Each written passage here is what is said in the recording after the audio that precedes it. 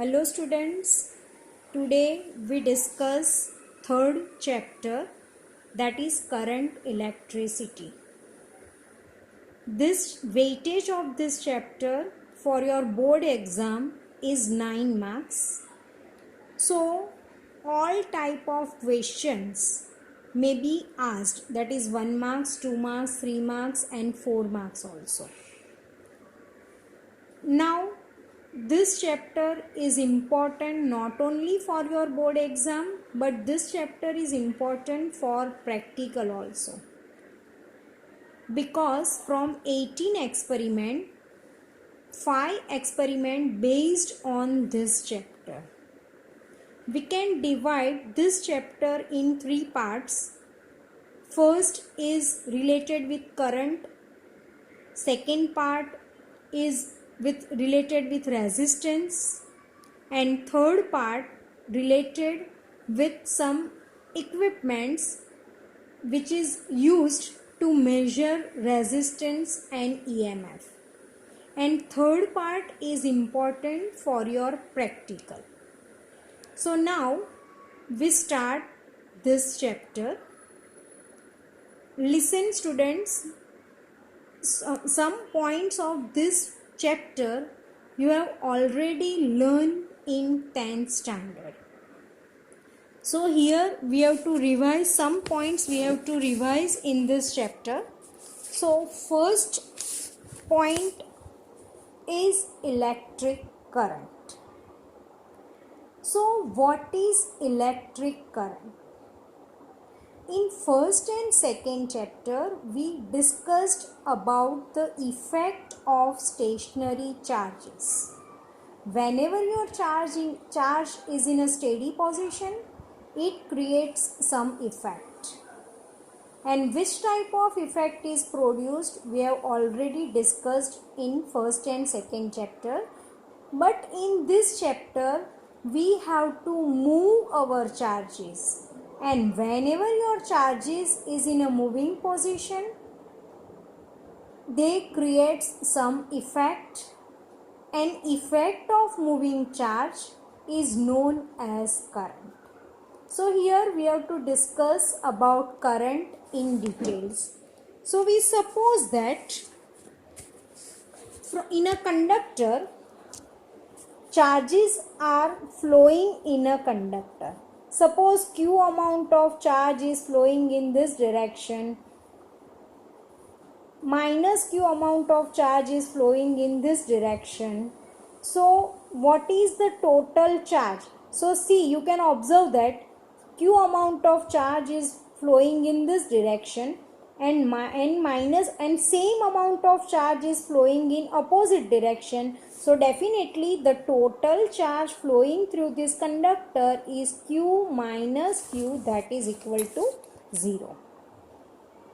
But suppose plus charges, your positive charge, or if I say that plus Q plus charge is flowing in this direction, and minus Q amount of, that is Q minus charge is flowing in this direction. What is the magnitude of Q? I don't know. So I can say that the total charge flowing from this conductor is Q plus and minus of Q minus.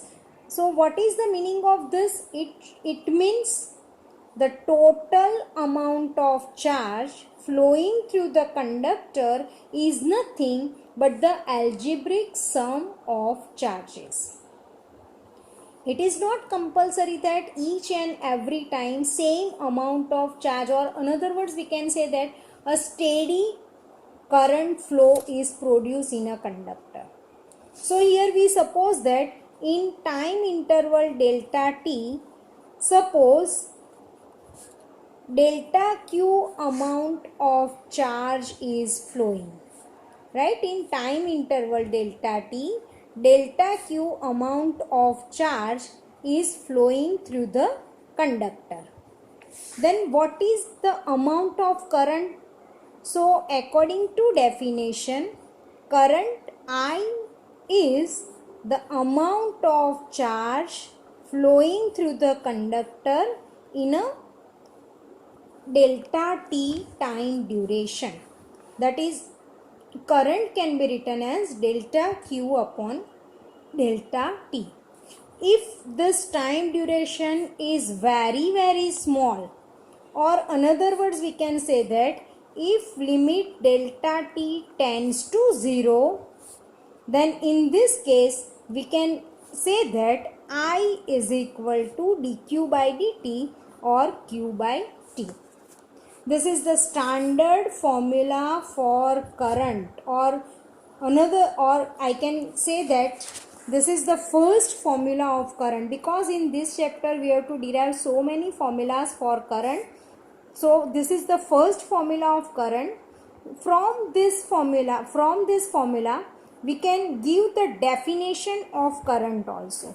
If I take this time duration is unit,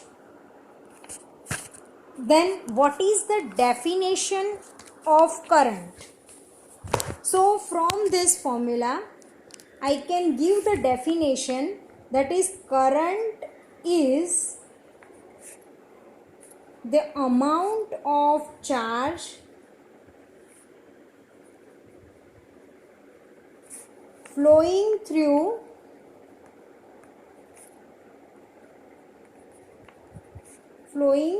the conductor in unit time. Right? What is the definition of current? Current is the amount of charge flowing through the conductor in unit time. Now from this formula you can easily give or derive unit of current. What is the unit of current? From this formula, Q is measured in coulomb and time is measured in second. So unit of current is coulomb per second, but this unit is generally, the unit of current is generally used is ampere. In case of diode and transistor, current is the order of milliampere. So milliampere is equal to 10 raised to minus 3 ampere, or another unit is microampere also. So microampere is equal to 10 raised to minus 6 ampere. Right? This is the information of current. Now we come to the other topic, that is topic number 3.3. It is on page number 94. Electric current in conductors. So now we know that all the metals are good conductors of electricity as well as heat. Whenever you touch any metal, then you cannot feel that the current is passing through the conductor. First of all, listen carefully. For electric current, free electrons are responsible. If in any material free electrons are not present, then this material behaves like insulator or bad conductors. In periodic table, first three group elements are good conductors of electricity. Why? Because first three group elements have electrons, 1, 2 or 3 electrons respectively in their outermost orbit. So if this element wants to complete their octave, then they need 7, 6 or 5 electrons. Or one another possibility is also there. If they lose 1, 2 or 3 electrons which are present in their outermost orbit, then also they behaves like a good conductor. They lost 1, 2 or 3 electron and convert into a positive ions. So here the deficiency of 1, 2 or 3 electrons, and these electrons are moving in a conductor, and these electrons are known as free electrons, which are responsible for current formation. In different type of material, suppose in a chemical cell. So in chemical cell, electrolyte is there. So in electrolyte, ions are responsible for current, because ions are moving in your electrolyte, and they are responsible for current. So in different type of material, electric charge carriers are different, but here we have to concentrate on conductors. So for conductor, free electrons are responsible for current. Now if we in absence of electric field, suppose this is your conductor as shown in figure 3.1 in your book. Suppose this is your cylindrical type conductor. Cross sectional area of this conductor is A, and Q amount of charge is enter in your conductor. Now electric field inside the conductor is as shown in figure. So here what happened? Whenever your charge is enter in your conductor, here electric field, this conductor is in a electric field, means we can connect this conductor with battery. Suppose here it is a negatively charged terminal and here it is a positive charged terminal. So now you know that electron is a negatively charged particle. So definitely this electron attracts towards this positive charge, and electron starts to move in this direction. So, and this type of electron produce current. Now, whenever your electron is moving in a conductor, so due to this external electric field, this electron is accelerated, and this electron this electron possesses accelerated motion. Now we come to the other topic, that is 3.4 Ohm's law. Mathematical form of this law is very simple, that is V proportional to I. Now what is V? V is actually potential difference between two ends of the conductor, and I, that is the current flowing through the conductor. So this is the mathematical form. So from this I can say that the potential difference between two ends of the conductor is directly proportional to the current. If I remove this proportion and add proportionality constant, so I can write this equation like this way, that is V is equal to IR. Here your R is proportionality constant and this is called resistance. V is equal to IR, or I can write this equation like this way also, that is R is equal to V upon I. So from this I can say that in a particular physical circumstances, the ratio of potential difference and current flowing through the conductor remains same, and this constant is known as resistance of the conductor. So what is the unit of resistance? So from this formula, the unit of potential difference is volt and unit of current is ampere. So we can say that unit of resistance is volt per ampere, and in honor of a scientist ohm, it is noted as ohm. That is, R is equal to, unit of R is ohm, and the symbolic form we can write it ohm like this way.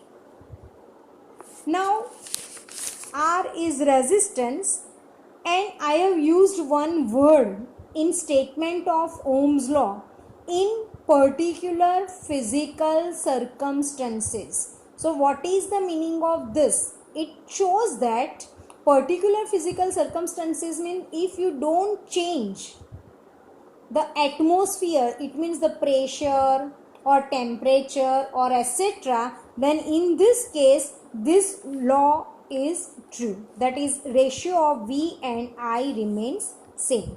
So from this we can say that resistance depends on some factors. On which factor resistance depends?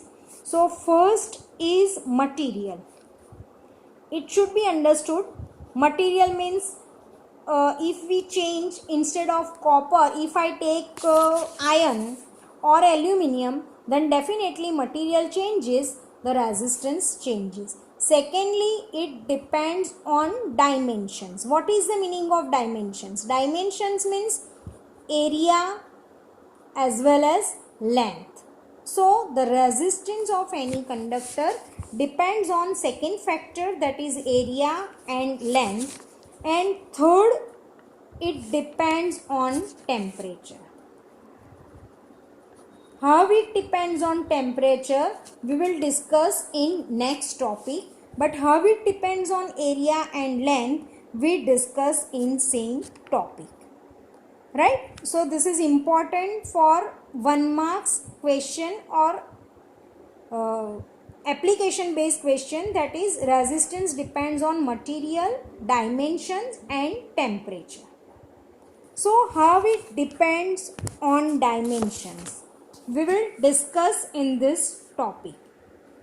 Now suppose, see in your book, hello students, we already discussed the factors which depends on resistance. There are 3 factors, that is material, dimensions and temperature. Dimension means area and length. How resistance depends on dimension we will discuss in same topic, and how it depends on temperature we discuss in next topic.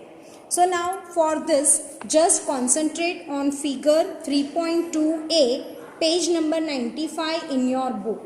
So now just see here, one slab of cross sectional area A and length L is given to you. Now if I connect this slab between two ends of the battery, then the potential difference of this cell is suppose V, and current flowing through this slab is I, then according to Ohm's law, R equal to V by I. Here R is the original resistance or initial resistance of our given cell. Now if I combine this slab like this way, that is two slabs of same length, same cross sectional area and same material are connected in series as shown in figure. So now here what happened? The current have only one path. So current flowing through both the slab remains same, and that is equal to I.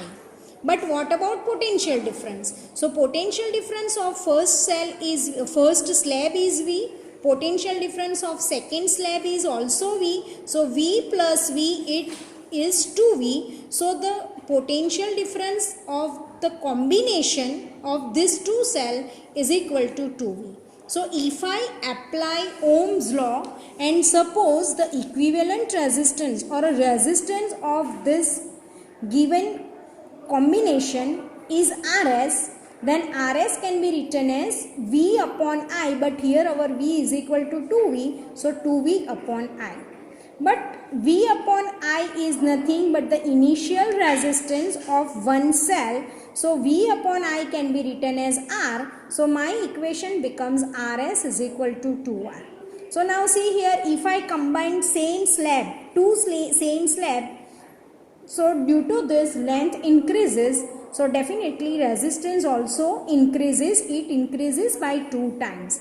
It means length increases by 2 times, resistance also increases by 2 times. So from this we can say that length depends on resistance. So the relation between resistance and length is R proportional to L. This is the dependence of resistance, and this is the relation between length and resistance. Now how resistance depends on cross sectional area. So now for this, just concentrate on figure C.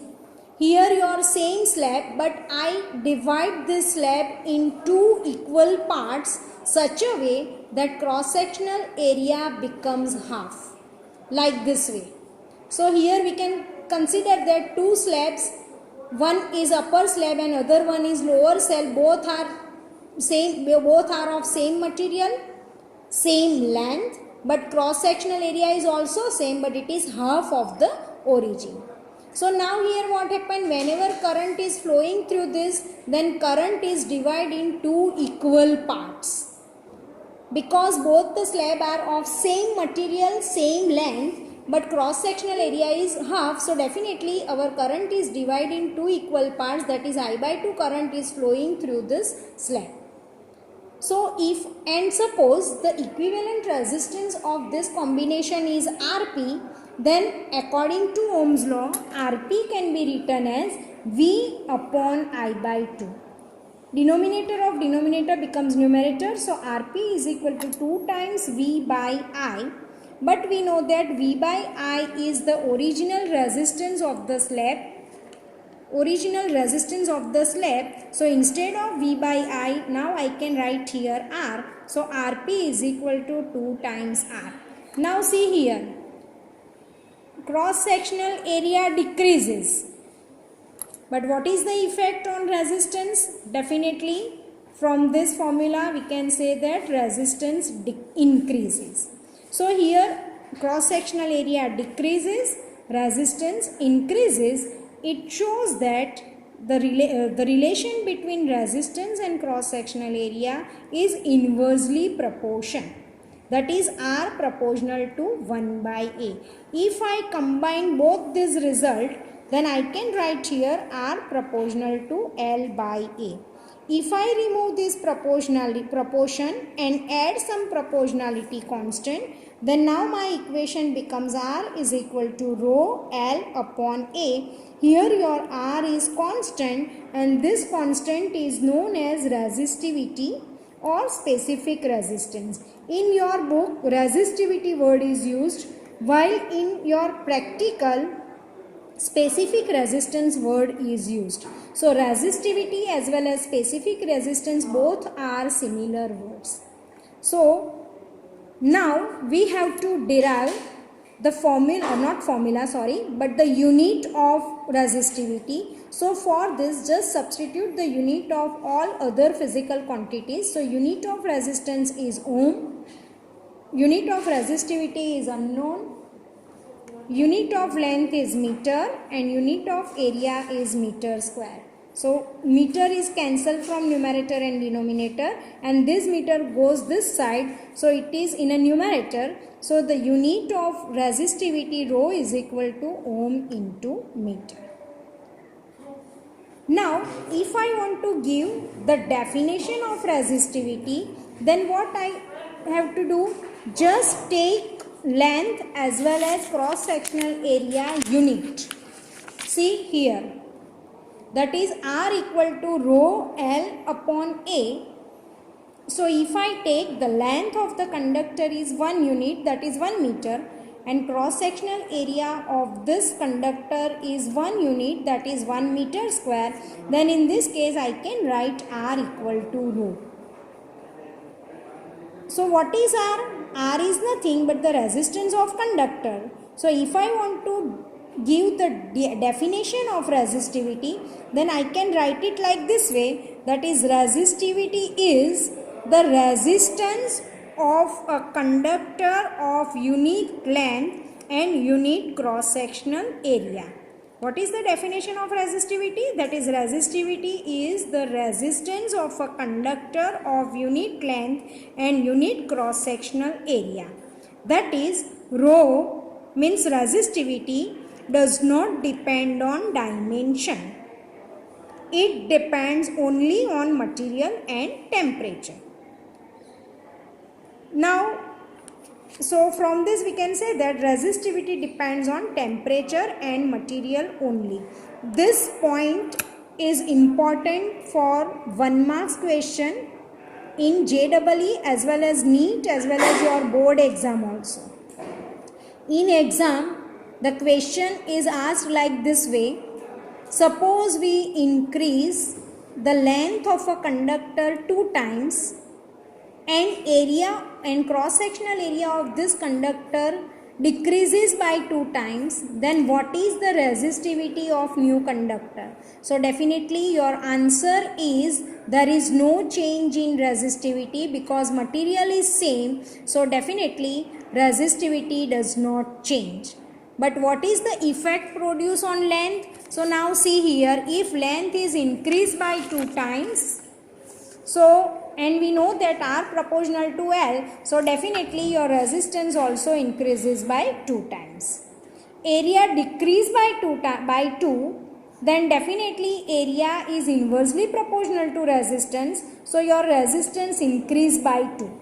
So what is your final resistance? So resistance of your new conductor is Re equal to 4 times R, but there is no change in resistivity. Resistivity remains the same in both the cases. So this type of application based question asked from this topic. Now next point is the vector form of Ohm's law. So before this we have to know about one another physical quantity, that is conductivity. So what is conductivity? Conductivity is nothing but reciprocal of resistivity. Right? What is conductivity? Conductivity is the reciprocal of resistivity. So the formula of conductivity is sigma equal to 1 by rho. Here sigma is the symbol of conductivity. So now what is the unit of conductivity? Definitely it is also reciprocal of resistivity. So unit of resistivity is ohm into meter. So unit of conductivity is ohm into meter inverse, or you can write it like this way, ohm inverse into meter inverse, or ohm inverse is nothing but it is written, the symbolic form of ohm inverse is this, into meter inverse. It is called mho, O-H-M, ohm, and inverse of ohm is M-H-O, mho. So mho into meter inverse. Now one another unit of conductivity is also there, but it is not given to you in your book, that is Simon into meter inverse. So remember here, conductivity is nothing but the reciprocal of resistivity, and we have to use this result in further to derive the formula of Ohm's law. So now to derive the formula for Ohm's law, vector form of Ohm's law, you have to concentrate on this formula, R equal to rho L upon A. But we know that according to Ohm's law, V is equal to IR. So substitute the formula of R in this equation. So our equation for potential V becomes V equal to I rho L upon A. Now in second chapter you have already derived the equation of potential, that is V is equal to E dot L. Now you know that L is the distance and E is the electric field. Both are vector quantities. So we can write here V equal to vector E into vector L. Now substitute this value of V in our equation. So V can be written as E dot L equal to I rho L upon A. Cancel this L from both the sides. So now you have the equation E equal to I upon A rho. Now here we have to introduce one more other physical quantity, that is I upon A is called current density. and it is noted by J. What is the definition of current density? According to this formula, we can define current density like this way, that is current per unit area. So unit of current density is ampere per meter square.